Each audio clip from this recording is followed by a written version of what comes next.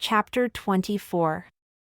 And now it came to pass in the 26th year of the reign of the judges over the people of Nephi, behold, when the Lamanites awoke on the first morning of the first month, behold, they found Amalickiah was dead in his own tent, and they also saw that Teancum was ready to give them battle on that day.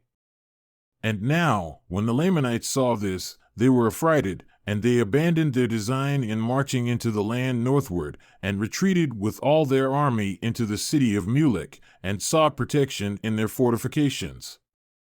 And it came to pass that the brother of Amalickiah was appointed king over the people, and his name was Amoron.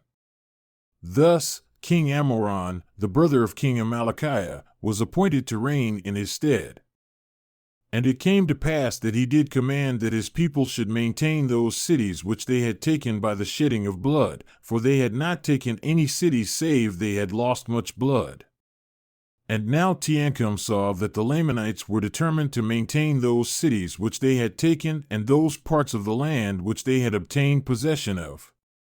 And also seeing the enormity of their number, Teancum thought it was not expedient that he should attempt to attack them in their forts, but he kept his men round about as if making preparations for war, yea, and truly he was preparing to defend himself against them by casting up walls round about and preparing places of resort. And it came to pass that he kept thus preparing for war until Moroni had sent a large number of men to strengthen his army. And Moroni also sent orders unto him that he should retain all the prisoners who fell into his hands, for as the Lamanites had taken many prisoners, that he should retain all the prisoners of the Lamanites as a ransom for those whom the Lamanites had taken. And he also sent orders unto him that he should fortify the land Bountiful and secure the narrow pass which led into the land northward, lest the Lamanites should obtain that point and should have power to harass them on every side. And Moroni also sent unto him, desiring him that he would be faithful in maintaining that quarter of the land, and that he would seek every opportunity to scourge the Lamanites in that quarter, as much as was in his power, that perhaps he might take again, by stratagem or some other way, those cities which had been taken out of their hands, and that he also would fortify and strengthen the cities round about which had not fallen into the hands of the Lamanites. And he also said unto him, I would come unto you, but behold, the Lamanites are upon us in the borders of the land by the west sea, and behold, I go against them, therefore I cannot come unto you. Now the king, Amoron, had departed out of the land of Zarahemla, and had made known unto the queen concerning the death of his brother, and had gathered together a large number of men, and had marched forth against the Nephites on the borders by the west sea. And thus he was endeavoring to harass the Nephites and to draw away a part of their forces to that part of the land, while he had commanded those whom he had left to possess the cities which he had taken that they should also harass the Nephites on the borders by the east sea, and should take possession of their lands as much as it were in their power, according to the power of their armies. And thus were the Nephites in those dangerous circumstances in the ending of the 26th year of the reign of the judges over the people of Nephi. But behold, it came to pass, in the 27th year of the reign of the judges, that Teancum, by the command of Moroni, who had established armies to protect the south and the west borders of the land, had begun his march towards the land of Bountiful, that he might assist Teancum with his men in retaking the cities which they had lost. And it came to pass that Teancum had received orders to make an attack upon the city of Mulek and retake it if it were possible. And it came to pass that Teancum made preparations to make an attack upon the city of Mulek and march forth with his army against the Lamanites, but he saw that it was impossible that he could overpower them while they were in their fortifications. Therefore, he abandoned his designs and returned again to the city Bountiful to wait for the coming of Moroni, that he might receive strength to his army. And it came to pass that Moroni did arrive with his army to the land of Bountiful in the latter end of the 27th year of the reign of the judges over the people of Nephi. And in the commencement of the 28th year, Moroni and Teancum and many of the chief captains held a council of war, what they should do to cause the Lamanites to come out against them to battle, or that they might by some means flatter them out of their strongholds, that they might gain advantage over them and take again the city of Mulek. And it came to pass that they sent embassies to the army of the Lamanites which protected the city of Mulek, to their leader, whose name was Jacob, desiring him that he would come out with his armies to meet them upon the plains between the two cities. But behold, Jacob, who was a Zoramite, would not come out with his army to meet them upon the plains. And it came to pass that Moroni, having no hopes of meeting them upon fair grounds, therefore he resolved upon a plan that he might decoy the Lamanites out of their strongholds. Therefore he caused that Teancum should take a small number of men and march down near the seashore, and Moroni and his army by night marched into the wilderness on the west of the city Mulek. And thus on the morrow, when the guards of the Lamanites had discovered Teancum, they ran and told it unto Jacob, their leader. And it came to pass that the armies of the Lamanites did march forth against Teancum, supposing by their numbers to overpower Teancum because of the smallness of his numbers.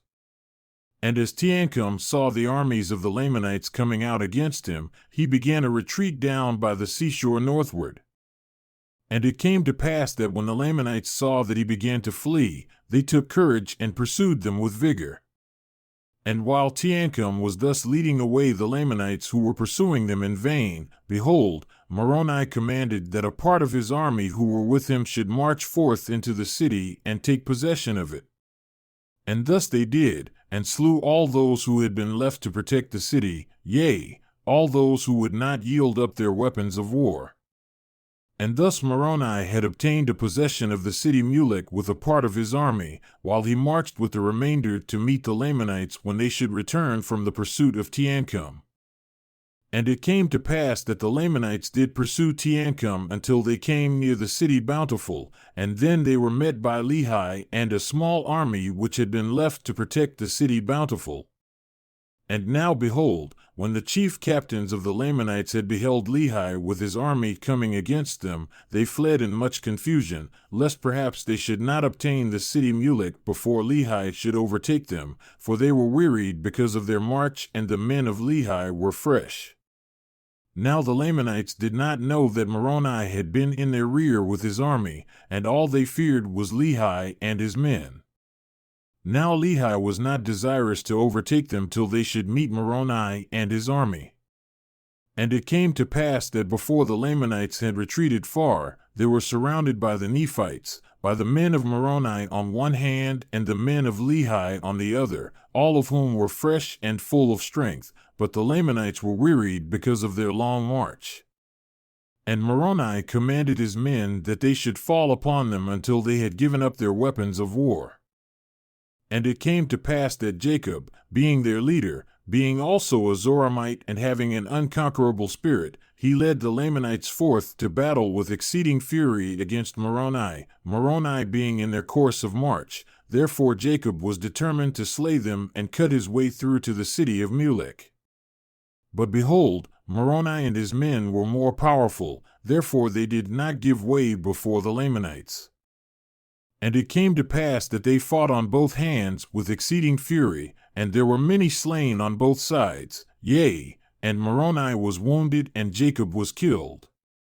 And Lehi pressed upon their rear with such fury with his strong men that the Lamanites in the rear delivered up their weapons of war, and the remainder of them, being much confused, knew not whither to go or to strike. Moroni, seeing their confusion, he said unto them, If you will bring forth your weapons of war and deliver them up, behold, we will forbear shedding your blood. And it came to pass that when the Lamanites had heard these words, their chief captains, all those who were not slain, came forth and threw down their weapons of war at the feet of Moroni, and also commanded their men that they should do the same. But behold, there were many that would not. And those who would not deliver up their swords were taken and bound, and their weapons of war were taken from them, and they were compelled to march with their brethren forth into the land Bountiful. And now the number of prisoners who were taken exceeded more than the number of those who had been slain, yea, more than those who had been slain on both sides. And it came to pass that they did set guards over the prisoners of the Lamanites, and did compel them to go forth and bury their dead, yea, and also the dead of the Nephites who were slain, and Moroni placed men over them to guard them whilst they should perform their labors. And Moroni went to the city of Mulek with Lehi, and took command of the city, and gave it unto Lehi. Now behold, this Lehi was a man who had been with Moroni in the more part of all his battles, and he was a man like unto Moroni, and they rejoiced in each other's safety, yea, they were beloved by each other, and also beloved by all the people of Nephi.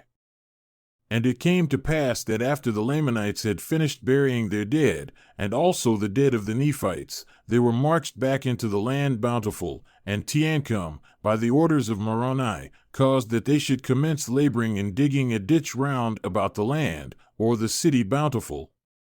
And he caused that they should build a breastwork of timbers upon the inner bank of the ditch, and they cast up dirt out of the ditch against the breastwork of timbers, and thus they did cause the Lamanites to labor until they had encircled the city of Bountiful round about with a strong wall of timbers and earth to an exceeding height. And this city became an exceeding strong hold ever after. And in this city they did guard the prisoners of the Lamanites, yea, even within a wall which they had caused them to build with their own hands. Now Moroni was compelled to cause the Lamanites to labor, because it were easy to guard them while at their labor, and he desired all his forces when he should make an attack upon the Lamanites. And it came to pass that Moroni had thus gained a victory over one of the greatest of the armies of the Lamanites, and had obtained possession of the city Mulek, which was one of the strongest holds of the Lamanites in the land of Nephi, and thus he had also built a strong hold to retain his prisoners.